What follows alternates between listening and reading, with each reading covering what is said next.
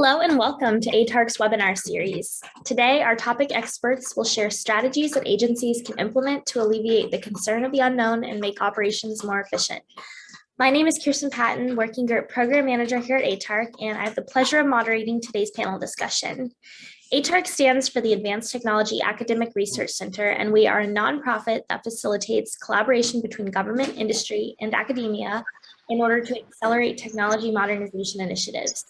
We provide ongoing support for cross-agency collaboration, interaction learning, and market research. Welcome to all of our attendees, and a special thanks to Victoria Nowinski, Ellie Pisetsky, Maggie LeFou, and the rest of the Flexera team. This afternoon, we will hear from our panelists, followed by a Q&A, poll questions, and then answer yours. Before we begin, I just want to encourage the audience to please submit questions of your own in the Q&A section of this platform, and also remember to answer the poll questions in order to ensure that you receive your CPE credits. With that, I would like each of our panelists to come on camera. Looks like they have, and let's go ahead and have you each introduce yourselves. Starting with Sanjay, please. Hi, good afternoon, Kristen, and good afternoon to the audience. Thank you for having me back here. My name is Sanjay Gupta. I'm the Chief Technology Officer with the U.S. Small Business Administration. Been here a little over 4.5 years, came from the private sector, have led a consulting practice at Gartner before, and have also authored and published 20 plus research papers with IDC, informing fellow of CIOs, CTOs, and board of directors. Here at the SBA in the last 4 years, each year I've had an opportunity to lead some of the major transformations. 2017 was our 82 cloud journey. 2018 was our trusted modernization pilot with OMB, DHS, and GSA. 2019 was the CDM 90-day modernization pilot with DHS. And then, of course, the last 2 years has been a exponential scaling up to respond to the nation's largest ever economic recovery initiative. So there's a lot more to talk about, but back to you, Kristen. Excellent, thank you. And let's hear from Dr. Anzaldua next. Oh, good afternoon, everybody. I'm Dr. Ray Anzaldua. I'm the SMD Information Security Executive at NASA. Which is a long way of saying that I'm in charge of information security for all the science missions that launch out of NASA. Before this, I was in the DoD and the Intel world, and I was essentially the offensive cyber kind of guy. So I did a lot of operations and that kind of stuff. And I'm also a naval officer in the Information Warfare Dominance Group, so I do a lot of work on the military side. And before all that, I was actually a professor at the college and university level, which was a very boring job compared to what I do now. There's never a dull moment in NASA, I have to say. And kudos to the folks that do cybersecurity at all the federal agencies, because I've only been in this job for about 8 months, but it's like working in dog years, because it is a lot of fun, but it's a lot of work. But that's all I have to say on my intro. Thank you. Thank you. And let's go over to Dr. Naik next. Thank you, Kirsten. So I'm Nitin Naik. I am a technical fellow at MITRE Corporation. Before coming to MITRE, I served as the Chief Technology Officer at U.S. Census Bureau in the Department of Commerce, supporting the 2020 census and close to about 120 other survey operations that census has. Before that, I used to serve as the Technical Director at IRS, and then before that as Chief Technology Officer at NASA. So with my vast experience on IT management, business development, and business architectures, I have now come to MITRE, and one of the key functions we perform at MITRE is helping CIOs, CTOs, CISOs, and Chief Data Officers try to work their strategies and figure out how to manage their IT environments, their data assets, and then also ensure that security and privacy controls are in place. So just like Sanjay and Ray, it's a challenging job for all the federal agencies to keep the data, the infrastructure, all that protected, and MITRE plays a big role in that. So that's all for right now. Over to you, Kristen. Thank you. And of course, we'd love to hear from Cindy next. Hi, it's a pleasure to be with you. I'm Cindy Tackett, Vice President of Product Marketing here at Flexera. It's an honor to be with this highly accredited panel. We should have a great discussion. Flexera provides technology value optimization solutions that help with some of the challenges that you all are talking about today. And specifically, we enable agencies to have a clear view of what they have in their IT estate so that they can start securing them, manage costs around them, and making sure that they're optimizing the value of everything that they have, from on-prem to SaaS to cloud. Hybrid IT management is here to stay, so that changes the approach that a lot of people need to take in terms of optimizing what you have out in the environment. But what hasn't changed is it always comes down to cost and risk, right? So we're interested in discussing all of this with you today. Thank you. Oh, and I've been at Flexera for 18 years, I think, maybe 19. I lost track somewhere in there. Fantastic. Fun ride. Fantastic. Well, thank you for the introductions. And unless the audience has any questions up top, I'm going to go ahead and dive into my own. But for those at home, please feel free to send them in as we go. So starting with Sanjay, what are the main concerns at SBA surrounding IT asset management infrastructure and operations? Oh, wow. It's probably a big topic to cover in a short period of time, Kirsten, but I'll maybe just hit the highlights. So just let me set the context. In the last year and a half, our challenges have, let's say, dramatically changed. So pre-COVID, what SBA was, we have grown up 4x the size from a staffing standpoint in response to the nation's largest ever economic recovery initiatives. And also, if you want to look from a transaction and a volume and a dollar standpoint, pre-COVID, SBA used to do somewhere between $25 to $35 billion in loans and grants any given year, because it fluctuates because the nature of a business also has disaster support and disaster assistance. So based on the disasters in play at any given point in time, that number changes. Just to put that in comparison, in the last year and a half plus, since the onset of the COVID-19 global pandemic, we've processed over $1 trillion in loans and in grants and loan guarantees. And by the way, that has not stopped. It's continuing to go on.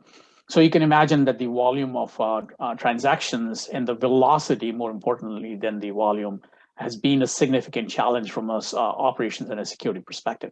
So first off, overnight, we had to transition to a telework environment, which we were able to do very fairly quickly and smoothly. Also, we were able to accelerate the implementation of, which moved away from a traditional VPN solution. And so what we did was we accelerated the implementation of our secure cloud-based connectivity solution. And so quite frankly, most organizations across the globe were fighting for the VPN, if you will, the limited access through the VPN solution. So we were able to quickly transition off of that and use this solution that we had already started the implementation of. There are a few other things I want to kind of hit upon from a cyber standpoint, because naturally, for a variety of reasons, first and foremost, as people were working in a virtual environment, that created a new set of challenges from a cyber standpoint. And clearly, we had the ability to implement a cloud-based cybersecurity solution, which I'd led back in 2017, 2018 at the SBA. So we were able to scale up very quickly and rapidly and be able to maintain our cybersecurity posture. So that was sort of one aspect of it. The second aspect was obviously, since it was a wide known and still is a wide known fact that SBA is one of the largest agency from a role standpoint in processing the nation's largest recovery initiatives, and the $1 trillion flowing through it automatically puts us as a target for all of the bad actors. So naturally, we had to sort of bolster up our defenses and look at those angles as well. And obviously, I won't go into a lot of specifics for obvious reasons, but certainly we had to make sure that we were adequately looking at those new risks or new vulnerabilities that were created in our environment, given the transition off of that. And certainly it's always a challenge in our world. People, and I'm sure in the audience will relate to it, is IT is always, if you will, deficient of dollars. There's never enough dollars around available. And so it's not any different for us. And then the thing that goes with the dollars is also people, and people with the right skills and the right competencies to address some of these newer challenges. So there's probably a lot more to talk about, but that will probably hopefully give a quick snapshot of the key challenges that we were facing in the last specific year and a half plus. Back to you, Kirsten. Thank you for that. Thank you for that snapshot. Ray, I'm going to turn the same question over to you. Are some of those concerns that they're facing at SBA similar at NASA, or are there other ones that weren't previously mentioned? Oh, quite a number of those are our concerns. And as Sanjay mentioned, the budgets and the people, all of that is a major concern for NASA, because as everybody knows, our budgets are not what we would like them to be. We can't fund everything, and we can't do everything we want to be. So we have to actually do resource management. And in this environment, especially at NASA, we're kind of what we call a marquee target. People like to try and hit NASA, if for nothing else, the bragging rights of it. And that is a big concern for us. And we have missions that not only do science, but we have manned missions, which if we have an issue with cybersecurity affecting our manned missions, then it becomes a life and death situation. So we have different scenarios and different issues at NASA that may not be part of other federal agencies. But to go on what Sanjay said, we have many of those same issues.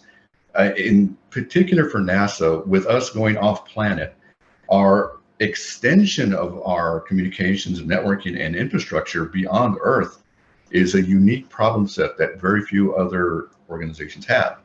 And that introduces entirely new target vectors that we have to watch out for. For example, we have the moon and we have Mars that we're connecting to. And at some point, we're going to actually extend our infrastructure out that direction. The question then becomes, how do we protect it when it's outside our perimeter, so to speak? So our infrastructure and solutions to that, at least in my opinion, are somewhat unique to NASA. So in addition to everything else, we have to worry about how do we engineer things to be secure off the planet. But that's how I would answer that question, Kristen. Back to you. Thank you. And Cindy, you're obviously coming from the industry perspective. So what are the challenges surrounding these things that you typically see or want agencies to consider? Sure. Some of the challenges specifically around managing assets. First is gaining visibility into them. And it's interesting to talk to Ray. Our environments have gotten so much more complex because we have SaaS, we have cloud, we have containers, we might even have assets on the moon. So how do we gain visibility into all of those? And Flexera is about to release our 2022 State of IT Asset Management Survey.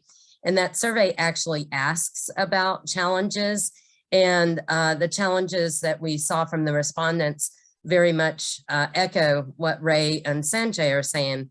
So 28% of respondents said that their biggest challenge was dealing with new environments like SaaS, cloud, containers. And then the second biggest challenge, which you all have both talked about, is a lack of resources, which is understandable given that everything has gotten so much more complex now in terms of all of the new environments that need to be managed. And then the third biggest challenge was increasing the maturity of the practice itself, which is often difficult for organizations to do because you're so caught up right in the day-to-day that taking the long-term view is sometimes difficult.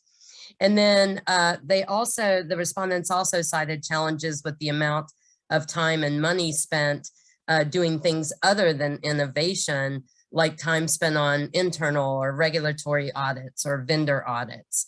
So there's so many new frontiers that need to be managed, and it's difficult for the industry to keep up with all of these new technologies that are coming into place.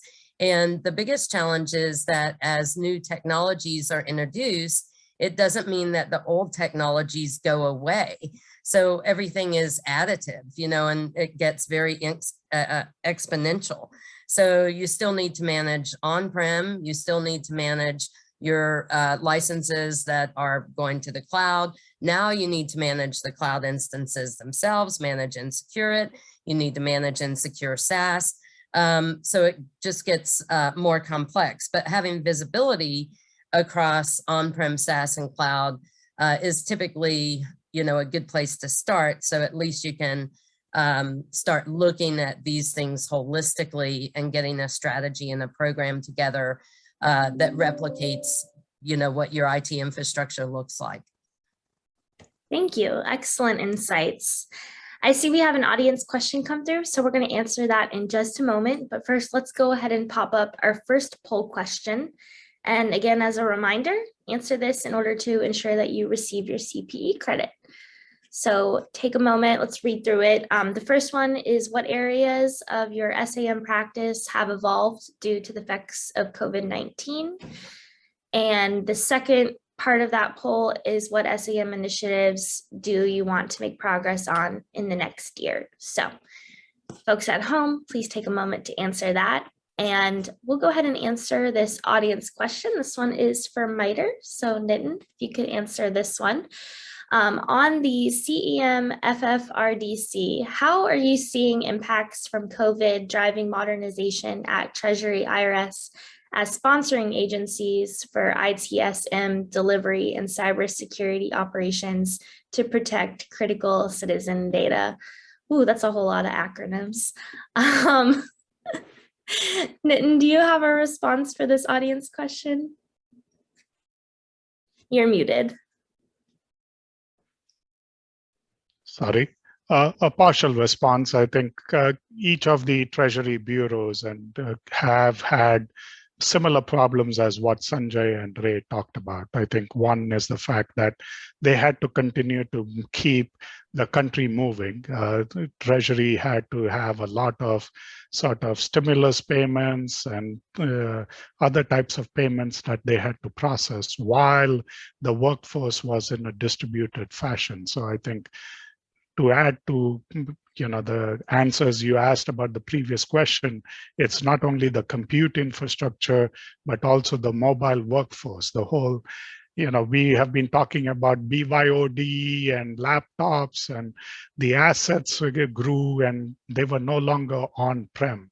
So it's not just the compute infrastructure, but it's also the client infrastructure that widened out. So I think across the board, Treasury and even Department of Commerce saw a lot of activity where they had to jump and provide a lot of services so that they could keep the country functioning and moving along.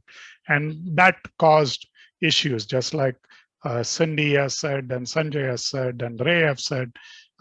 They had to prioritize on what they were going to invest in and what they were not going to invest in for the time being. And those were hard decisions, but they had to ensure that they kept the agency working and to a large extent kept the country moving forward. Otherwise, it would have come to a grinding halt. Excellent, thank you. And as a follow-up question for the panel, so if you have a response to this, you can just come off mute and answer. This person is asking, the surge in COVID funding stimulus makes financial agencies like the SBA, USDA, Treasury, Education, even more attractive targets. How do we empower and free users in a hybrid work environment while responding to evolving cyber threats? I'll probably take a first crack at it, and then want to hear what my other fellow panelists will want to say about it as well. So from an SBA standpoint, we were in a relatively good shape. And again, in cyber, you can never be in a very good shape. You can always be in a relatively better shape because I had the opportunity back in 2017 and 2018 to implement a cloud-based cybersecurity model. So scaling up was easy for us. We already had a full visibility into all of our work staff even before pre-COVID. So when people went into a telework or working from their home or remote location environment, we continue to have full visibility and transparency into each user and their endpoints and their activities and manage their risk profiles as we were doing even pre-COVID. It was just a scaling issue for us. And then we also implemented some newer techniques or rather accelerated the implementation of things like conditional access. In simple, quick words, what conditional access is, it allows the ability to see a variety of input signals, things like your reputation of the IP address from where you're originating your session, as an example, the reputational score of the device you're using in terms of patches or vulnerabilities or lack of that, the user profile that you're using, the risk level associated with that profile, the privilege levels that are associated with that profile. And there's many more input signals. And so we already had some of these tools in place. And all we needed to do was scale up these tools, which was quite easy because these were cloud-based tools anyways to begin with. So we maintained a good cybersecurity posture. We had maintained a good transparency in an environment, and this allowed our staff to be very productive. And why that is important and vital is because we needed to ensure the SBA's business operations continue to be running as smoothly, and actually, quite frankly, more smoothly than they had been in the past, because what was on our shoulders was to deliver some of the economic stimulus programs, which we've never seen in the world or even the United States ever. When we're talking about $1 trillion plus in stimulus that we have already processed. And you're right, that made us a huge target and probably continue to be a target. But so far, I'm happy to say that we are in a good state. And I hope that I'm not jinxing the situation by sort of saying that at this point. Great. Additional comments from the panelists before we move on? Go ahead, Nitin. Yeah, so I think to Sanjay's point, I think all the federal agencies have been investing heavily in cybersecurity across the board. I think the question has been, okay, what is the types of attacks? And I think the external attacks may be, quite prominent, and I think the protections were all in place. The question now starts becoming like the insider threat attacks. What can they do for that, and how can they monitor that? Because now the workforce is no longer in a controlled environment. They are all over the country and potentially in other parts of the world. So depending on which agency you are with, each agency has to make sure that they had the appropriate monitoring capabilities and what are the access control mechanisms coming in. So, VPN technologies, two-factor authentication, and those sort of technologies really had to scale up on the remote side because no one was on the premise at that point. Excellent, thank you. Cindy, how should organizations prioritize IT security, cost savings, consistent governance, and visibility? Could you share some of your thoughts around that subject? Yeah, it's a tough question. And the other panelists have already mentioned the importance of prioritization given resource constraints. So the natural answer would be to think that it should all start with governance of what comes into the environment. But that's just not as practical to start there as it was years ago when everything had to go through like a centralized procurement function. And now, we have workers that are working from home that can spin up cloud, AWS, Azure instances on their whim. They can subscribe to SaaS applications, and a lot of like SaaS really proliferated during the pandemic because that's what workers needed to do, right, to be productive. So we have all of these new things that have come into the environment, fairly uncontrolled, but a necessary uncontrol, to keep the agencies moving. So I would say that it would then have to start with visibility. So getting visibility into what all is in your environment enables you to secure it and to put governance around it, because if you can't see it, then you certainly can't secure it or manage the cost of it. So getting a handle on what's in the environment can help you set governance standards, governance controls, and it also helps you not only understand what threat vectors you have, but enables you to prioritize them. So if I have, for example, an end-of-life piece of software or hardware, if I have 2 of them installed, I would have a different, very different threat response and remediation than if I have 5,000 of them installed. So it's really being able to, determine what you have, how it's being used, what the threat of it is, and then of course, the associated costs. So at the minimum, you can start patching, prioritizing end of life, what you're going to modernize, and make good ongoing decisions. And then the next natural question would be, after I know everything that's out in my environment, is how much does it cost? And are we maximizing the value of it? On the cloud side, you could have unattached storage volumes or instances that are running 24/7 that don't necessarily need to be.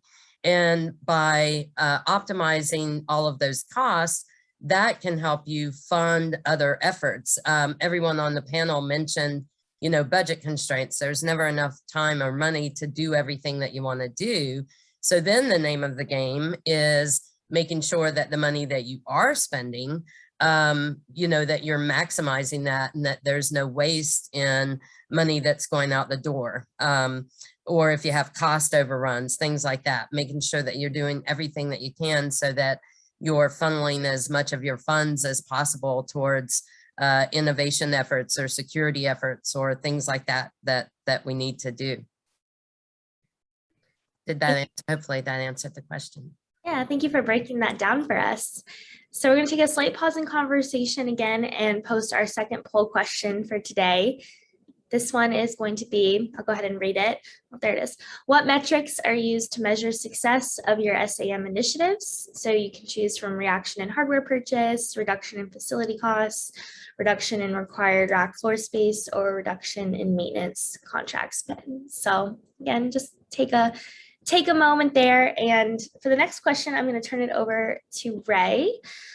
What changes, if any, have been implemented to IT operations and security in the era of COVID-19, since we've been talking about that, and the remote work enablement?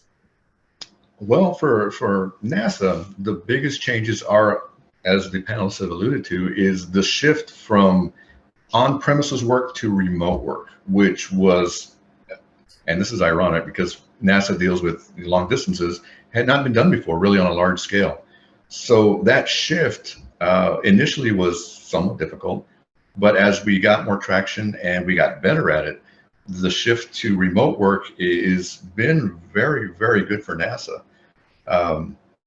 The movement and addition of security equipment, as the panelists alluded to, VPNs, firewalls, the move to the cloud, all of those tools have allowed us to actually expand our workforce outside what is considered traditional perimeters for companies. And I would posit to the group that the traditional way of looking at a perimeter or the inside of a network now no longer really applies, because there are so many people outside physically of those, what I call physical networks. So that's a long way of saying that at least in NASA, we have really come a long ways to the point that now we can actually do meetings with people inside NASA, and it's become more of a hybrid workplace now. And all of that is seamless to the user, which is incredible to me, because I've been doing this for, since the 80s. I'm trying to not date myself here.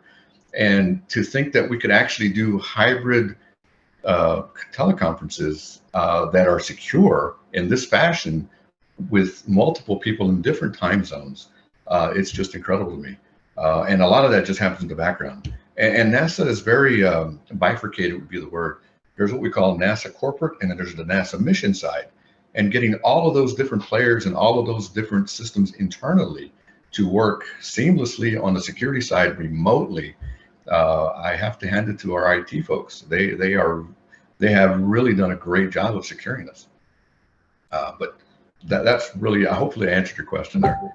Back to you. Yeah, fantastic. And I was going to ask Sanjay the same question at SBA though. Yeah, certainly. So in terms of changes, I think there's probably a long list of changes, but I'll just hit the highlights here. I talked about the move away from the VPN, so we were in a better state of connectivity for all of our virtual environment. I talked about the cyber angle, but let me give you a few instances as well. So one of the things we had already done a pilot on was the virtual desktop environment, and certainly we scaled it up significantly when we were surging our staff for 2-3 quick reasons. First off, as some of you may be aware, we continue to have supply chain disruptions. Put simply, if you order a laptop or a large order for a laptop, it takes considerably longer than it traditionally took to receive the physical laptop, a new one. And we were not, time was not our friend at that point in time. It continues to be not our friend. So what we did was we allowed users to use their personal devices to be able to connect into our environment, into a virtual desktop environment. So it allowed us to improve our time to get our people productive and on our networks in our environment very quickly. Most people today have some form of a laptop and have some form of basic internet connectivity. So we were not limiting them to be able to connect into the SBA network. And by the way, if you're wondering, how did you secure that? Yes, that was a good question. And the virtual desktop environment we had set up was set up in the SBA cloud. It's not a private cloud, it's a public cloud, but our instance of it. And then we use that to scale up all of these individuals who were coming in. It saved us on cost, but more importantly, like I said, time was more important than cost. And it allowed us to manage the security in a fashion that we were determining the level of security for these individuals.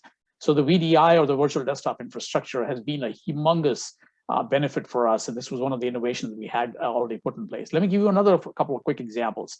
So one of the things early on I realized back actually in March of 2020 was I was looking at the dashboard of how we are receiving all traffic into our various portals where we were processing loan applications or intake. And I realized that we had traffic that was originating from overseas, meaning outside the continental United States. I knew these programs were specifically designed for the United States and the continental United States. So we implemented something very quickly called geofencing. In simple English, it basically looks at the originating IP. And if that IP does not belong to the United States or the continental United States, it basically blocks it. So for people who were not in the continental United States, we basically blocked access into our portals. Now, yeah, one may say that, okay, that's very easy to spoof a IP address. And yes, it is. And I would not disagree with you all if you said that. But my point is it created an additional hurdle for somebody, if let's say a bad actor or somebody with let's say not good intentions, who are trying to access our various portals. So we at least limited their access by doing things like, geofencing. We also implemented something called a customer service hub. In simple English, most organizations, including SBA, use email as form of customer service. So you can imagine customer service at sba.gov or some other form of that email. And then you can imagine with the volume and velocity of the transactions we were dealing with, that really skyrocketed. And we were running out of basically all of our mailboxes from a sizing standpoint. Yes, we were in the cloud, but if some of you are aware, there are also limitations in terms of mailbox sizes, and I won't go into a lot of details. So we were exceeding those limitations as well per mailbox. So we basically did was we implemented a case management system, which already was in place for us. And what we did was we automatically harvested these emails that were inbound and created unique cases. And then we created all of the things that go with the case management system, like workflow and automation and escalation and so on and so forth. So just to give you a sizing idea, our case management system went from 0 cases to 1 million cases in about 42 days, straight out. And it's sort of known that the people in the industry told us that I think that's one of the fastest scaling of a case management system, from going from 0 to 1 million cases in about 42 flat out days. And by the way, that number has far, far exceeded that. We are over in the tens of millions of cases now we're talking about. I'm talking back here in last year. So there were many, many such changes we did. On the cyber side, obviously, like I already talked about, we implemented things like conditional access and other items as well. But there's a lot more to talk about, but I want to hear from other panelists as well. So back to you, Kirsten. Thank you. Thank you for answering that. And we also have a couple more audience questions that just came through. So feel free to interject if you'd like to respond to this. But this first one is from William. He's asking, controlling costs, whether ITSM or cyber, has always been a concern for agencies whose mission often scale up separately from funding.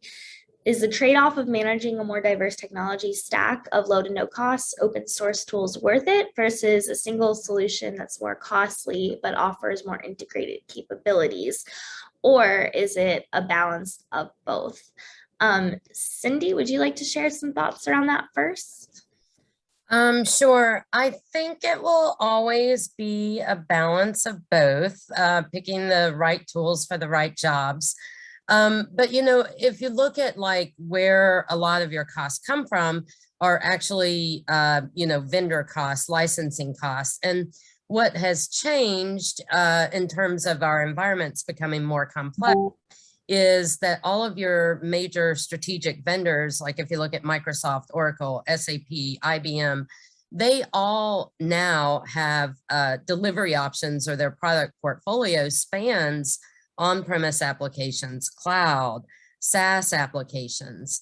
And so at some point, you have to take a holistic view of what you have in the environment, because you're only going to negotiate one contract with Microsoft.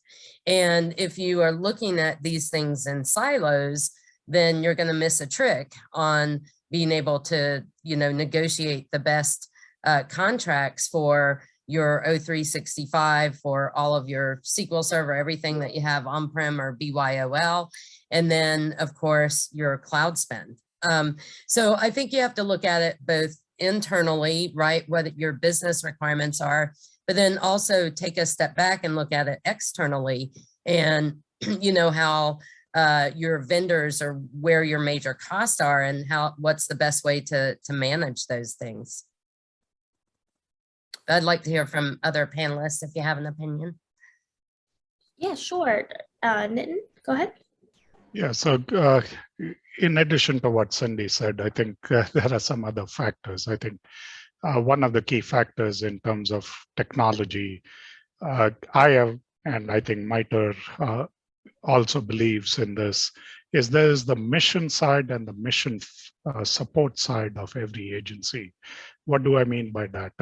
The mission side is normally the core agency mission that they're doing. For instance, SBA is doing the small business loans.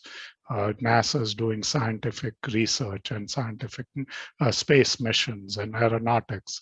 And then you've got Treasury trying to do all the financial transactions, and Commerce and NOAA. Each one has a mission. And that mission tools, it's very difficult to standardize, because the mission side, they come with different needs and different skills. The mission support side, I think you can standardize on certain key technologies, whether it is for HR, whether it is for facility management, financial management, and that has been being addressed by OMB, GSA, OPM, where they are standardizing on tools. So I think it is a balancing act from both sides. Having been CTO at 3 agencies, it is always the case. Okay, what is the mission asking? What are they trying to achieve? And then what are the tools available? The one key cost factor, it's not, I know Cindy mentioned licensing and the software, but then it is also the infrastructure. I think the cloud has enabled us to move things from CapEx to OpEx.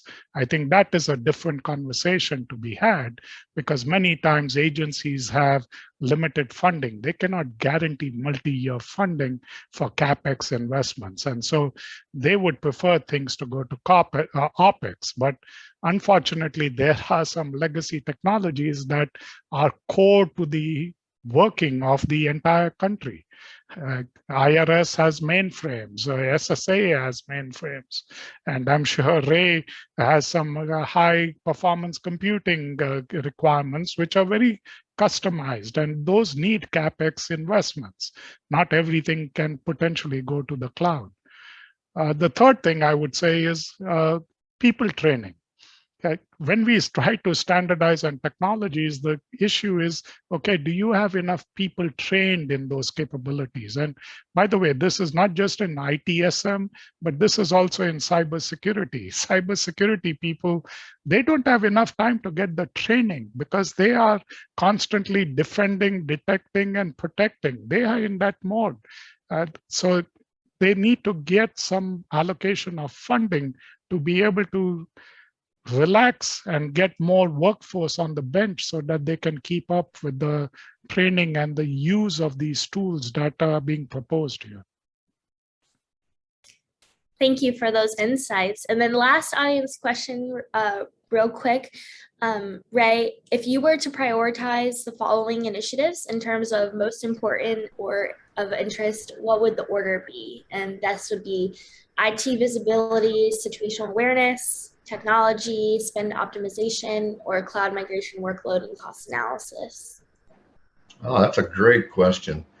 And from the perspective that I would come from at NASA, it would be that first set. It would be the IT visibility and situational awareness. However, if I am put the hat on of our finance guys or the folks dealing with the cost analysis, those would change.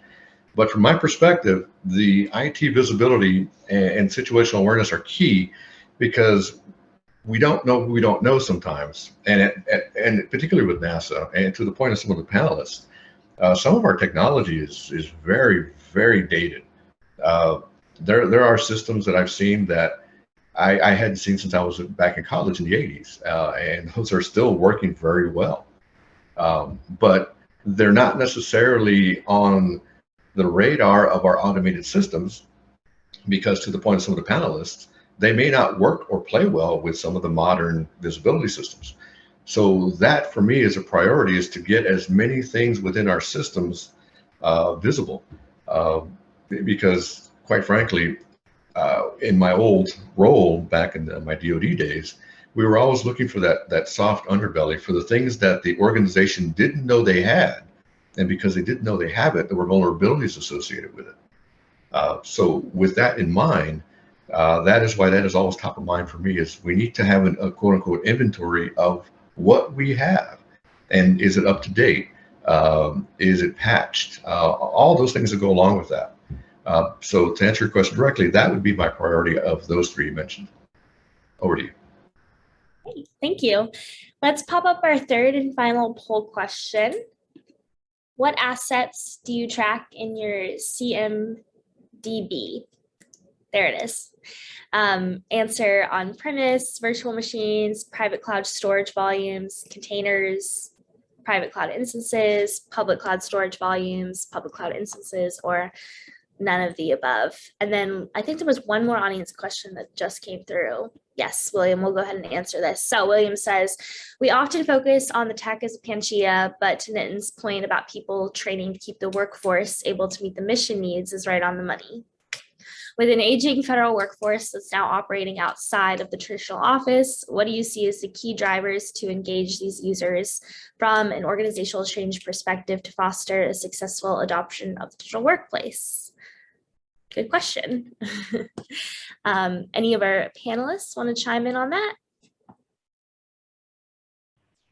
Go for it. Well, I'll go first since I raised the point. I think the market has also, tried to address the problem with online learning and on-demand learning, which allows the people to do what they would like to learn during their free time or whatever is available. The other thing is also, I think the training platforms have now provided sandbox environments where they can test out or they can run their code. So I think if we are making investments, one is trying to provide these capabilities and these services. And Cindy also mentioned, licenses.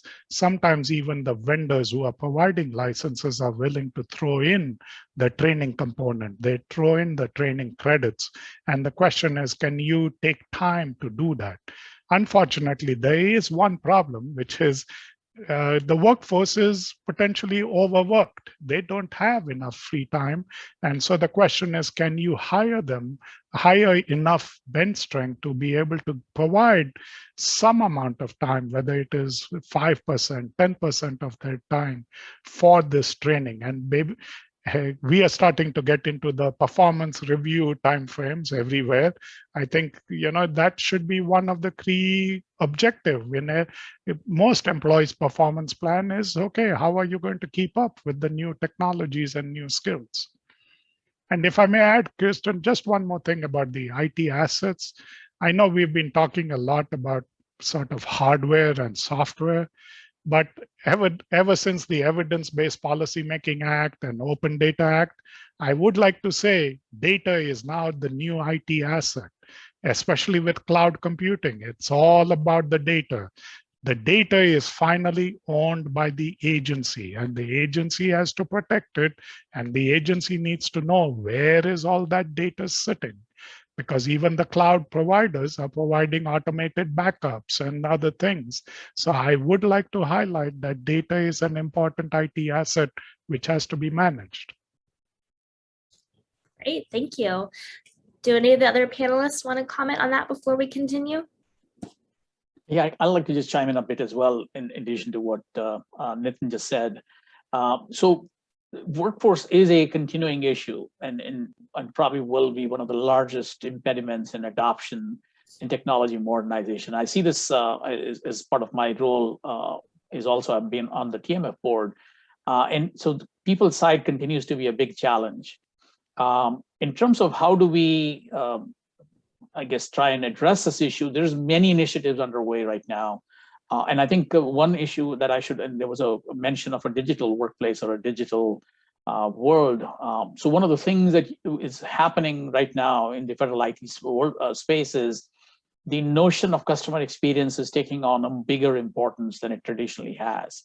And the value that brings to the customers. So who's customers? We all are customers ultimately of what we as government agency, individuals are providing the citizens at large, if you think about it, right? And so we are also realizing that. And so there's more to come on it. So I don't want to kind of, open that door too much, but there is a executive order in the works around customer experience. And that's a very directed order in terms of what is each agency expected to do around the customer experience.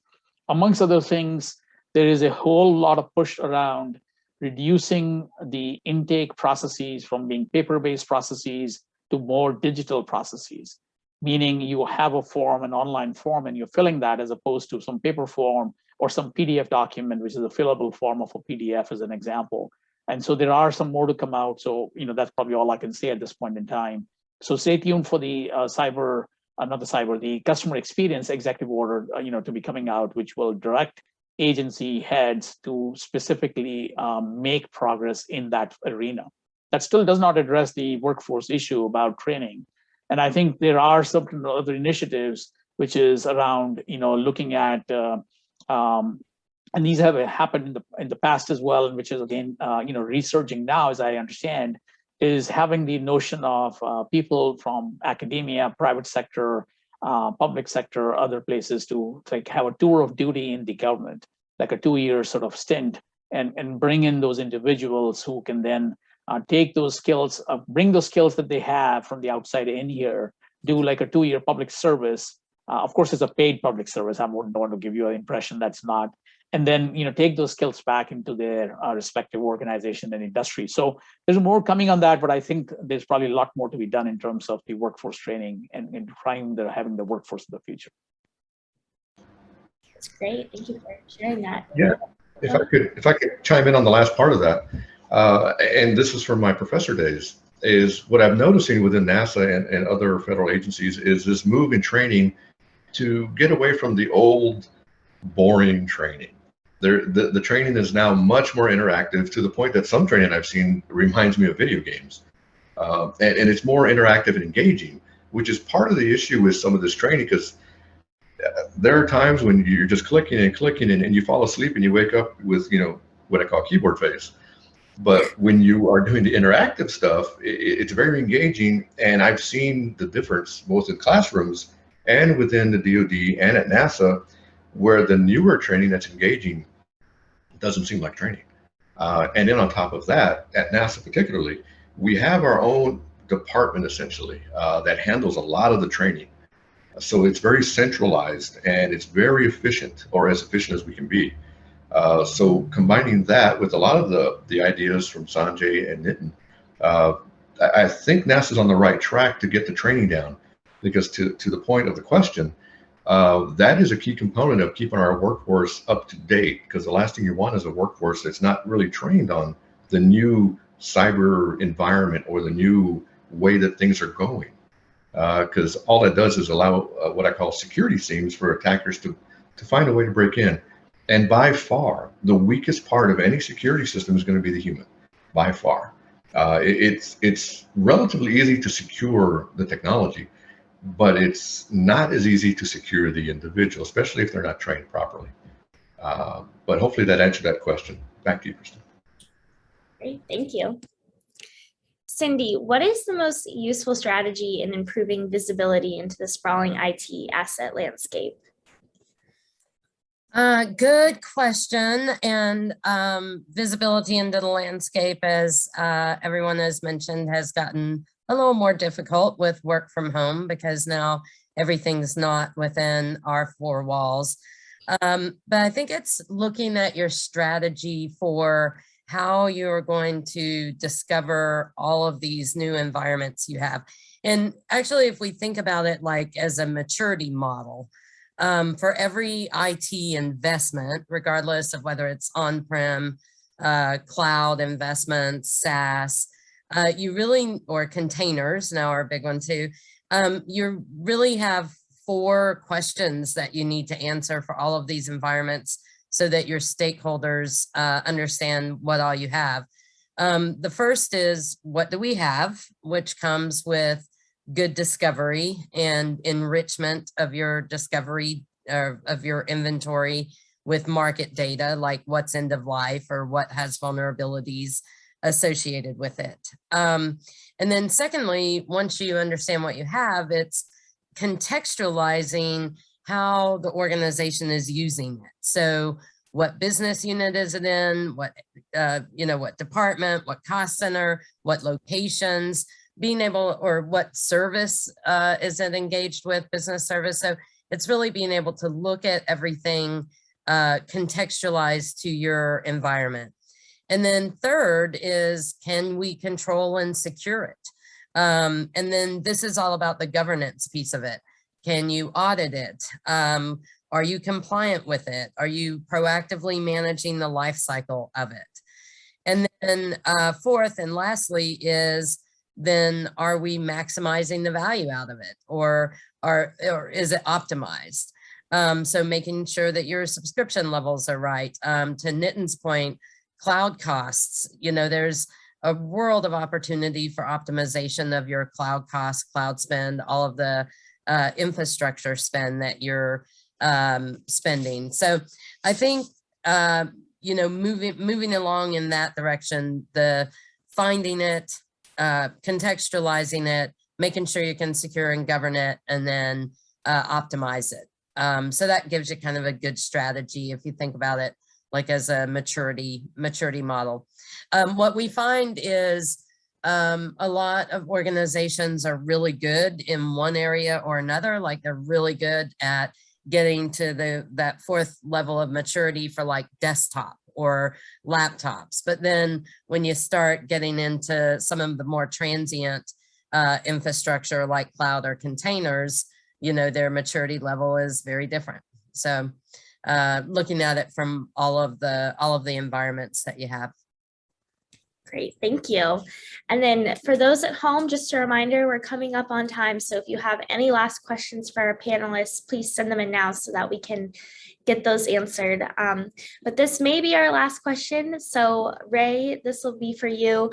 What is the effect on information security when expanding the communication and network infrastructure into space, since your background is space?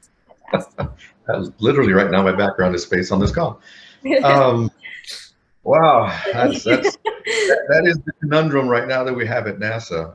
And again, we've been doing this for 40, 50 years now. But it's been historically, NASA's been the only one up there for a very long time. But now we have other nation states that are directly competing with us for space in space.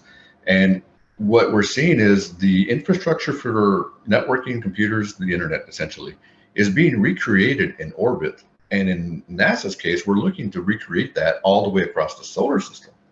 So to answer your question, that creates some issues for us, because then we get into the time and distance gap. And when you have an internet cable or an optical cable going across terrestrial, it's relatively difficult to break into it. But when we're doing radio frequency or optical networks from here to the moon, here to Mars, depending on who you are and how good you are, there's really nothing stopping anybody from seeing those conversations. So that is a concern of ours. And the other flip side to that is, well, if they can see it, they can also mess with it. They can jam it. They can take it down. There's all kinds of concerns when we start getting out beyond the terrestrial networks. So those are just the basic concerns. There's also the issue of, let's just take a lunar base, the firmware that's in there, the ICS SCADA, because up in those environments, you really don't want an airlock to open because somebody hacked it. I mean, that would be a bad day on the moon, let me tell you. So we're looking at security on the moon, on the bases, and we're looking at security of connecting to all this stuff and the security of the data coming back and forth, because NASA is one of the largest providers of scientific data, bar none. Because of that, the reputation of the NASA data has to be top notch. And it is not beyond the realm that the data gets corrupted or it gets corrupted on purpose. So that's another concern that we have, is protecting the actual scientific data coming back and forth, whether it's a satellite in orbit around Earth or the Mars rover. So all of those concerns and issues are what we're dealing with right now at NASA from the perspective of off-planet communications and networking. And that's not even getting into the Einstein issues of how gravity and all the other things affect our communications, whether it be light or RF. So there's multifaceted, multi-levels of concern here. But it's all, like I said at the beginning, this is the most interesting job ever. There's never a boring day at all. Hopefully I answered your question. Thank you. Thank you for sharing that with us. So before we end our panel discussion, I want to give each of our panelists a minute to share any last thoughts, final statements. Maybe there's like a book or a quote or something you want to leave our audience with. And we'll go around starting with Sanjay, please. So I would say a couple of things, actually. I'll just pick up on the last segment we were talking about. I would say from a tool standpoint and sort of those standpoint, focus on simplifying and focus on consistency. And what I mean by that is, I think Cindy had alluded to it as well. Simplifying because you do not want to be in a situation where you have one set of tools giving you one indicators or one sort of signal saying, something is good or bad, whatever that is. And you have another set of tools telling you almost the opposite of it. And then you are at a loss to figure out which tool signals do you, discard and which ones do you follow on. So what I'm trying to, in other words, saying is, I've seen this in organizations, both public and private sector. You want to reduce your complexity. You want to reduce the number of tools you are having in place, doing similar things. And most organizations have multiple tools. Simplifying is the name of the game in cyber, quite frankly, and operations, because it's easy to make things complex, but takes a lot of effort to make it simpler. Because the more simpler it is, the better way you have to manage it. Now, in terms of the takeaway, I usually talk about this, and I've said this in my other presentation. It comes down to 6 words. Think big, start small, iterate rapidly. And I'll just expound on what that means. So think big is have a grandiose vision, have a moonshot, a Mars shot, pick your planet of your choice.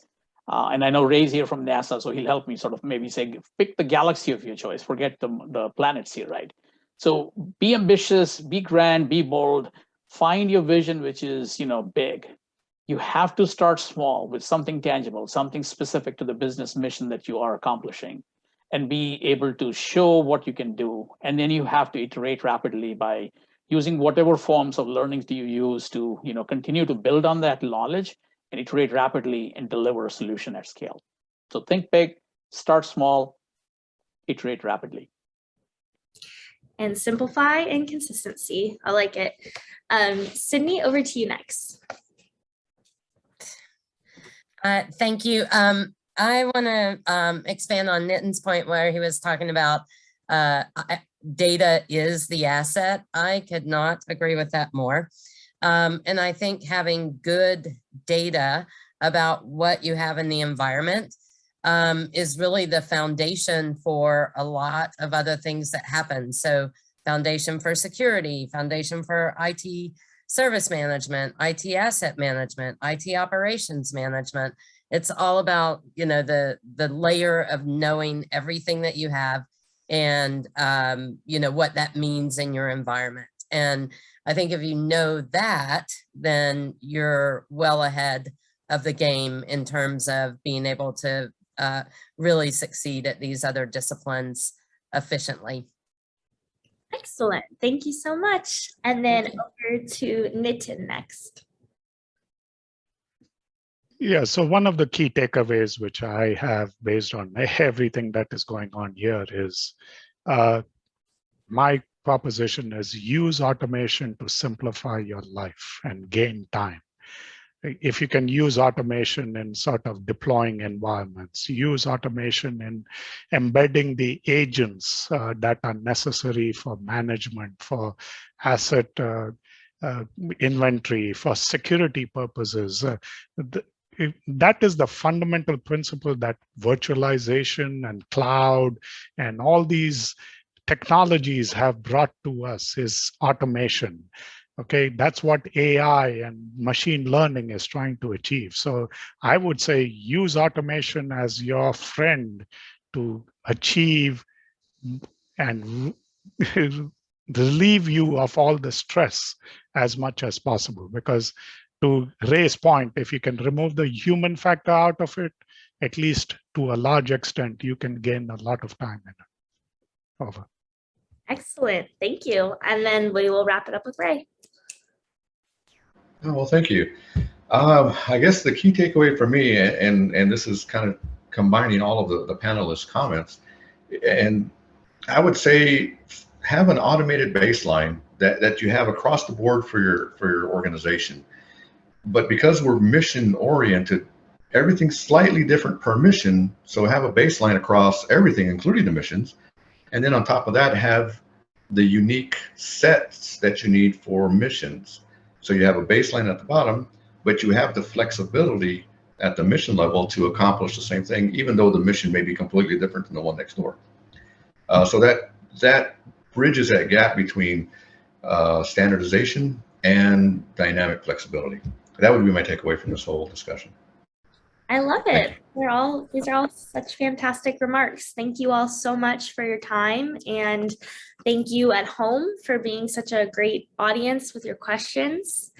And of course, we want to thank our partners again at Flexera. So I hope everyone enjoys the rest of their day. And if you are available next Thursday at the same time, we'd love to have you register for our weekly webinar series. So thanks again, everyone. I look forward to talking to you soon. Take care. Thank you. Thank you. Thanks. Bye. Have a good day.